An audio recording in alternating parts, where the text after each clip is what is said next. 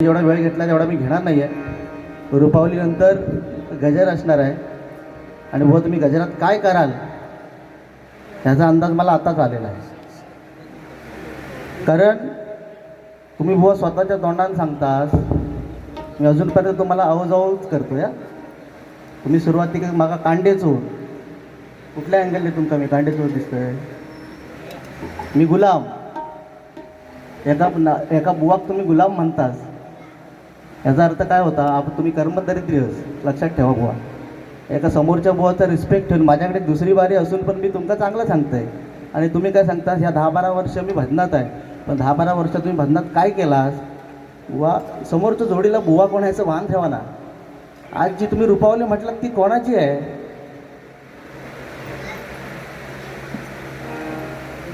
मी निघालो तुम्ही येता का गाणं घ्यावं. नक्कीच सन्मान्य पिंट्या लिंगायत त्यांच्याकडून माझ्यासाठी हे 500 रुपयाचं वार्षिक धन्यवाद मुंडाकडून स्वीकारतोय गजराच्या माध्यमातून. नक्कीच ही तुमची फरमाईश. बुवा 10-12 वर्ष तुम्ही सांगताय मी लोके बोनबरोबर भजन केलं आहे, मी गुंडू सावंत बोनबरोबर भजन केलं, पण बुवा त्याचा उपयोग काय ना? आज माझ्या शिरशेकर बोनची रुपावली तुमका, आमच्या पांचाळ बोनची रुपावली म्हणून तुमका लागताय, याचा अर्थ काय होता माका सांगा? निदान साधारण जोडीला बुवा कोण आहे तो तरी बघा ना. बुवाने सांगितलं की आमच्या रासम काकांबद्दल, आणि मात्र हे खरं आहे, जे ज्या ठिकाणी जे पिकतं ना तिथं ते विकत नाही. साहेबांचं आमच्या मी आल्यात नाव घेतलं आहे, पण बुवांका नंतर आठवला. या मिक्सरवाल्यांना तो आठवण बुवांका नंतर झालं. बुवाने सांगितलं की मी कांडेचोर आहे. बुवाने काहीतरी एक विषय सांगितला, मी जास्त बोलणार नाही, थोडक्यात मुद्दे मांडणार, रुपावली घेणार आणि बुवांकडे देणार. बुवाने सांगितलं की मी एकदा PSCला मेसेज केला की तू जर झोपली असशील तर स्वप्न पाठव, जागी असशील हसत असशील तर खुशी पाठव. ती माका तिकडून सांगता की तू मी भांडी घासते तुका खरकटा पाठवताय. आईशीनू बहिणीनू माका एक सांगा, भांडी घासताना मोबाईल कोण वापरता? कोण वापरता मोबाईल? खुळगो, भांडी घासताना मोबाईल कोण वापरता माका सांगा? आपण पाण्याने भांडी घासणार. त्याच्यामुळे आपण काय बोलतो? दुसरं बुवाने सांगितलं की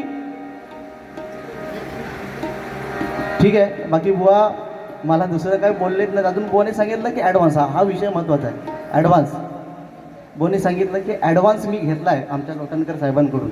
मी साहेबांना कधीही तुम्ही विचारा माझ्या पाठीमागे, साहेब मी तुम्हाला एका शब्दात पण बोललो नाही की मला ॲडव्हान्स पाठवा. सत्य परिस्थिती आहे ना. आणि बुवा त्यांनी मला ॲडव्हान्स पाठवल्याने का माहिती आहे?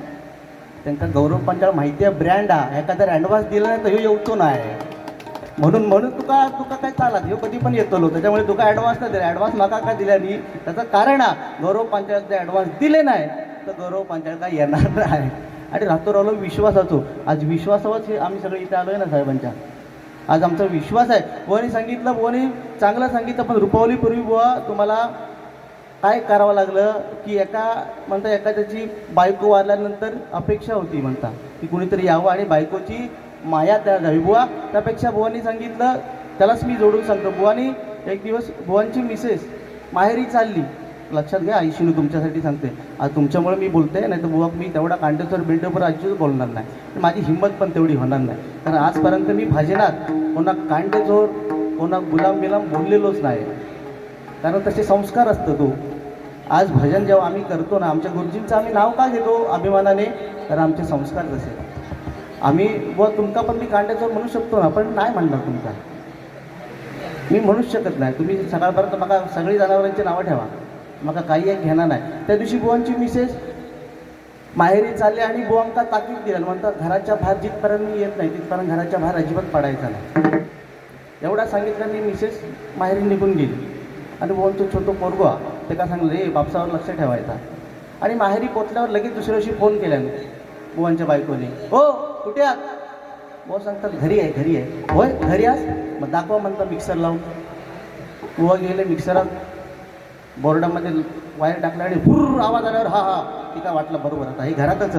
दुसऱ्या दिवशी परत बायकोने फोन केला, हो कुठे आहात? घरात आहे. दाखवा म्हणता मिक्सर लावून.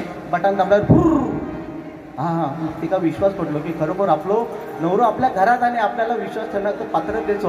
आणि तिसऱ्या दिवशी म्हणता फोन नाही करायचो. आज आपण डायरेक्टच घरात जायचं आणि बघायचो आपला ह्यो माणूस करता तरी काय. आणि फोन न करता ती माऊली बिचारी घरात आली तेव्हा बुवांचं पोरगो बाहेर अभ्यास करीत होतो. त्या पोरग्याक विचारता, आऊश अरे तुझा बापूस खाई गेलो? तो म्हणता, अगे आई जेव्हापासून तू घरातून बाहेर गेलीस तेव्हापासून मिक्सर कापोटीक लावून म्हणतं कुठे गेला त्याचा पत्ताच नाही. बुवा सांगतात की एखाद्या बायकोची माया वाका नाही भेटली बुवा आमका नको बाबा, आमची एकच हाती बरी आहे. या ठिकाणी लोकेबुवांचे शिष्य ऋग्वेद लिंगायत लांजा यांच्याकडून माझ्यासाठी 200 रुपयाचा पारितोषिक केलं, धन्यवाद. मंडळाकडून स्वीकारतो आणि त्यांना लाख लाख धन्यवाद देतो, धन्यवाद. त्याचप्रमाणे सन्मान्य वैभव गांधी, सूर्यकांत कदम लांजा यांच्याकडून प्रथम वंदन तुला मोरया गजानना ह्या फरमाईसाठी हे 100 रुपयाचा पारितोषिक केलं, धन्यवाद. नक्कीच गजराच्या माध्यमातून तुमचं मनोरंजन आणि या सगळी गाडी नक्की घेणार. तुमचं प्रेम आहे म्हणून आज आम्ही या ठिकाणी भजन करतोय. बाकी बुवांना मी अजिबात बोलणार नाही, कारण आज हे भजन पूजन कीर्तन नामस्मरण ज्यांच्यामुळे चालू आहे ते आपले दोनच राजे छत्रपती संभाजी महाराज आणि छत्रपती शिवाजी महाराज यांच्या जोरदार टाळ्या. कारण छत्रपती संभाजी महाराज आपल्याला कधी समजले त्यावेळी छावा चित्रपट आला. काही जणांनी थिएटरमध्ये जाऊन व्हिडिओ केले, रडत आहेत किती, लोळतात किती, इकडे चक्रा किती येत आहेत. अरे पण एक लक्षात घ्या, ज्या राजाने आपल्या या हिंदू धर्मासाठी 40 दिवस तो डोळे वटारून औरंगजेबाकडे बघायचा म्हणून त्याच्या डोळ्यामध्ये सळ्या घातल्या, फडफड बोलायचा म्हणून जीभ कापली, नख काढली, अंगाची कातडी सोलली, एवढंच नाही अंगावरती मीठ सोडलं, पण तो राजा झुकला नाही. कोणासाठी? आपल्या या हिंदू संस्कृतीसाठी. एकदा जोरदार टाळ्या आमच्या. अरे त्यावेळी शाहिस्तेखानाची बोटं महाराजांनी छाटली, शाहिस्तेखानाची बोटं महाराजांनी छाटल्याबरोबर शाहिस्तेखान इकडे तिकडे साईरावेरा पळतोय, तिकडे पळतोय, इकडे पळतोय, जिकडे तिकडे काळोख पसरलाय, जिकडे तिकडे काळोख आहे, तिकडे पळतोय, तिकडे पळतोय. तेवढ्यात त्याची बहीण, त्या शाहिस्तेखानाची बहीण त्याच्या समोर आली आणि त्या शाहिस्तेखानाला सांगते, हुजूर दगा हो गया, हुजूर दगा हो गया, ये शिवा मेरी बेटी को उठा ले गया, ये शिवा मेरी बेटी को उठा ले गया. तेव्हा रक्तबंबाळ झालेला तो शाहिस्तेखान 2 मिनिटं थांबला आणि आपल्या बहिणीला काय सांगतो, ग तो मराठ्यांचा राजा आहे, तो मराठ्यांचा छत्रपती आहे, तो एखाद्याची बोट छाटू शकतो, एखाद्याचं मुंडकं छाटू शकतो, पण कोणाच्या आया बहिणीवर कधी हात टाकणार नाही. असा आमचा राजा होता, असा आमचा छत्रपती शिवाजी महाराज, असा आमचा छत्रपती शिवाजी महाराज. या ठिकाणी सन्मान्य जनार्दन लोटणकर साहेब यांच्याकडून माझ्यासाठी हे 200 रुपयाचा वार्षिक धन्यवाद. रूपाचा अभंग घेऊया, वेळ कमी आहे, बोलणं सुद्धा गजर मिळाला पाहिजे. मी मात्र वेळेचं भान राखतोय, बुवा तुम्ही पण राखा. हे प्रेक्षक जरी कमी असले, गर्दी कमी असली तरी दर्दी महत्त्वाचे आहेत. कारण आज हे भजन पूजन कीर्तन नामस्मरण आपण म्हणतोय की रूपाचा अभंग म्हणजे गेले 28 युग भगवंत त्या विटेवरती उभा आहे. कोणासाठी उभा आहे? अख्ख्या जगाचा मालक. लक्षात घ्या मंडळी, पांडुरंग त्या पुंडलिकाला भेटायला आला त्यावेळी पुंडलिक आई वडिलांची सेवा करत होता आणि सेवा करता करता अख्ख्या जगाचा मालक पांडुरंग आला. तेव्हा त्या पुंडलिकाने काय सांगितलं की जिथपर्यंत माझ्या आई वडिलांची सेवा पूर्ण होणार नाही तिथपर्यंत मी तुझं दर्शन घेणार नाही. आणि वीट भिरकावली आणि त्या विटेवर गेली 28 युग भगवंत उभा आहे. म्हणजे आपल्याला कलियुगात, या तरुण मंडळीला आपल्याला ह्या कलियुगात काय घ्यायचं आहे पुंडलिकाकडून? तर ह्या जगात देवापेक्षा श्रेष्ठ कोण असेल तर आपले आई वडील. एकदा जोरदार टाळ्या आपल्या आई वडिलांसाठी वाजवा. बाकी कोणी सांगितलं, आज आमच्या बहिणी पण बसल्यात ना, लाडक्या बहिणी आहेत त्या. कोणी सांगितलं की एकदा आई मेली तर सगळेजण आले, सांत्वन केलं, मी तुला आईची माया देईन. बाप मेल्यानंतर सगळे वाडीतले सगळे जमा झाले, म्हणतात की मी तुला बापाची माया देईन, पण बायको मेल्यावरती म्हणतात कोणच नाही हिला. अरे काय खूळ लागला? दुसऱ्याची बायको आपल्या कधी म्हणतं की तुला मी बायकोची माया देतो म्हणून. काय बुवा, रुपावल्याच्या आधी बुवा त्या दिवशी आमची एवढी बिकट परिस्थिती आहे, तुम्हाला खरं सांगतो. मुंबईसारख्या ठिकाणी ज्या बुवा गावी असतात सुखवस्तीला, मी मुंबईला नोकरीनिमित्त राहतो, त्या दिवशी तुम्हाला खरं सांगतो, मी अंधेरीत कामाला, इथे माझं ऑफिस आणि बाजूला एक ऑफिस आहे. त्या ऑफिसमध्ये गरमी एवढी मुंबईला वाढले, शॉर्ट सर्किट झालं, ऑफिसमध्ये आग लागली, सगळे जळून मेले. विचार करा, सगळे जळून मेले. फक्त एकच माणूस वाचला, कसा कापत कापत आपल्या घरी आला, डोक्याला हात लावून बसला. आता साहजिक आहे, आपला नवरा एवढा घाबरत घरी का आलाय हे जेव्हा बायकोला समजलं, बायको आत गेली, एक तांब्या घेऊन आले पाण्याचा आणि त्याच्या हातात दिला. एक तांब्या पाणी प्यायल्यानंतर त्या बायकोने त्याला विचारलं, हो एवढे घाबरलेले तरी का, एवढे घाबरलात कशाला? तेव्हा तो माणूस सांगता, अगं माझ्या ऑफिसमध्ये शॉर्ट सर्किट झालं आणि आग लागली आणि त्या आगीमध्ये सगळे जळून मेले, फक्त मी एकटाच वाचलो. एवढं म्हटल्याबरोबर ती बायको म्हणते, हो माझं नशीब चांगलं म्हणून तुम्ही वाचलात. फक्त एक मला सांगा की एवढे सगळे होते ऑफिसमध्ये, ते जळून मेले आणि तुम्ही एकटेच कसे काय वाचलात? तेव्हा तो माणूस काय सांगतो, अगं बाकी काय नाही, मी जो तंबाखू खाल्ला होता तो थुकायला बाहेर गेलो म्हणून त्या आगीपासून म्हणता मी वाचलो. आणि एवढ्यावरच तो माणूस थांबे नाही, तो म्हणतो अगं पण जेवढे या आगीमध्ये जळून मेले तेवढ्या सगळ्यांना सरकारने म्हणता 50-50 लाख रुपये मंजूर केलं. एवढं म्हटल्याबरोबर तिने कपाळावर हात मारला. म्हणून म्हणतात तुका सांगत होतं की ह्या वाईट व्यसन सोडून द्या, नाही तर म्हणतात 50 लाख रुपये आज माझ्या घरात आले असते. म्हणजे आता सध्या पैशाला खूप महत्त्व आहे. पण एक मात्र सांगेन की माझ्या कोकणातली आणि माझ्या महाराष्ट्रातली स्त्री, तिचा नवरा कसा पण असू दे, आपल्या नवऱ्यापुढे पैशाला कधीच तोडणार नाही. एकदा जोरदार टाळ्या आमच्या स्त्रियांसाठी होता. कारण ज्यावेळी हिरकणी, आई वडिलांचं प्रेम किती असतं, ज्यावेळी हिरकणी गडा उतरून खाली आली, तो कडा उतरून खाली आल्यानंतर ही बातमी छत्रपती शिवाजी महाराजांना लागली. तेव्हा छत्रपती शिवाजी महाराजांनी तिला दुसऱ्या दिवशी बोलवून घेतलं आणि त्या हिरकणीचा सत्कार कोणाच्या हस्ते केला, तर ज्यांनी रायगड बांधला, कुणी बांधला, इंदळकरांनी रायगड बांधला, त्या रायगडाचे ज्यांनी बांधला त्या इंदळकरांच्या हस्ते ते हिरकणीचा सत्कार केला. आणि त्या इंदळकरांसमोर महाराजांनी त्या हिरकणी समोर इंदळकरांना विचारलं, इंदळकर तुम्ही तर सांगितलं होता या गडाचे दरवाजे बंद झाले की वरचा मावळा खाली येणार नाही आणि खालचा शत्रूवर जाणार नाही. मग गडाचे दरवाजे बंद झाल्यावरती ही हिरकणी खाली उतरलीच कशी, ही हिरकणी खाली उतरलीच कशी? तेव्हा त्या इंदळकरांनी फक्त एकच सांगितलं, महाराज ती साधी सुधी स्त्री नाहीये, ती एक आई आहे आणि एक आईच आपल्या मुलासाठी एवढं करू शकते. म्हणून आपल्या आई वडिलांना कधीच दुखवू नका, आपल्या आई वडिलांची सेवा करा. या ठिकाणी रूपाचा अभंग. धन्यवाद. बुवा सुद्धा 10-12 वर्ष भजनात आहेत. बुवांना मी अजिबात वाईट नाही बोलणार, परंतु तुमचं मनोरंजन मात्र नक्की करणं, कारण दुसऱ्याला वाईट बोलणं म्हणजे भजन नाही आहे. बुवांनी सुरुवात केल्याने आहे माका कांडेचोर म्हणूची. आता गजरात ते काय बोलताना माका त्याचा अंदाज नाही, पण तुम्ही बुवा ज्या धर्तीवरती चालणार, आता कांडेचोर बोललात म्हणून रुपावली आहे म्हणून मी गप आहे. ह्याच्यानंतर जर परत कांडेचोर म्हटला तर तुमचा कांडाप काढल्याशिवाय मी इथून जाणार नाही.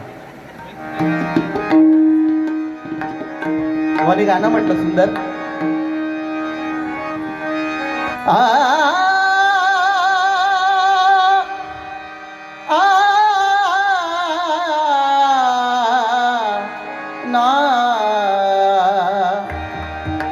गमा बगा मरी सानी सा गा मरे चांदण्याचे. त्यांना बक्षीस देऊ का? मला आहे बुवांना ना.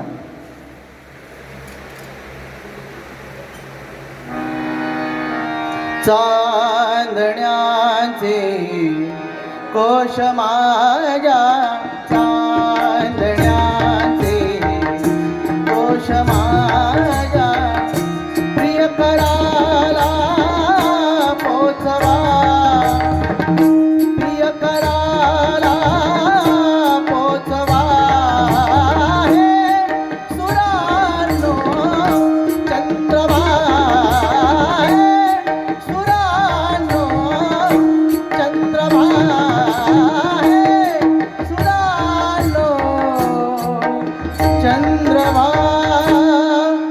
साठी म्हणतो, दुःख अडवायला, दुःख अडवायला उंबऱ्या सारखा. रुपवलीपर्यंत मी तुमका मित्रच मानतोय, त्याच्यामुळे गजरात तुम्ही काय करशाल त्याच्यावरती आपण मित्र मानायचा की शत्रू ते पुढच्या पुढे बघूया.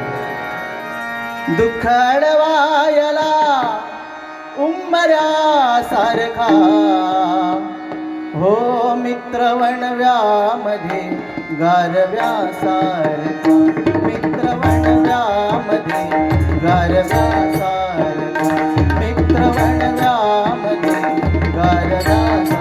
ह्या गाण्याचं शेवटचं चरण एक मित्र आपल्या मित्राला सांगतो, अरे त्यावेळी मी मरणार त्यावेळी देखील तू माझ्या सोबत हवायस. कसा बघा,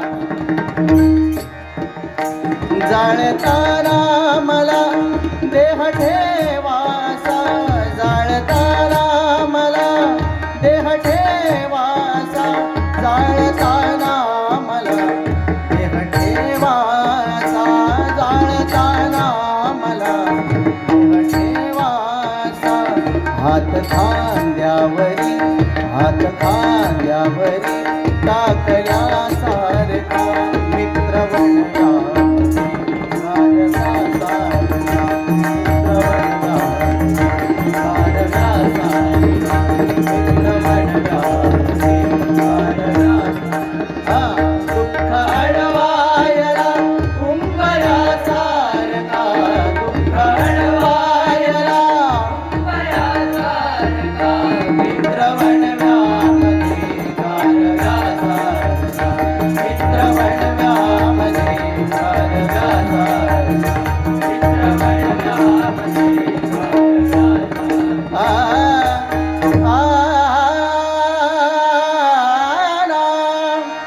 आ आ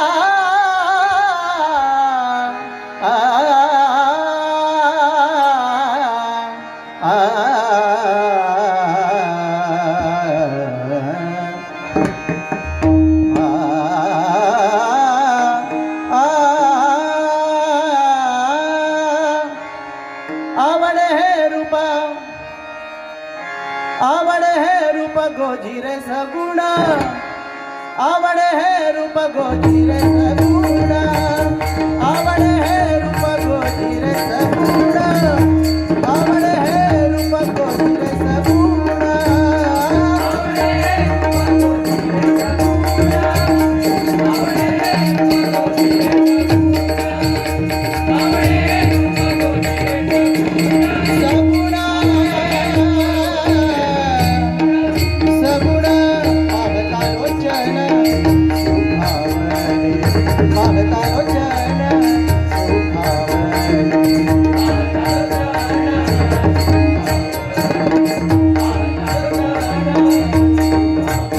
आता दृष्टी पुढे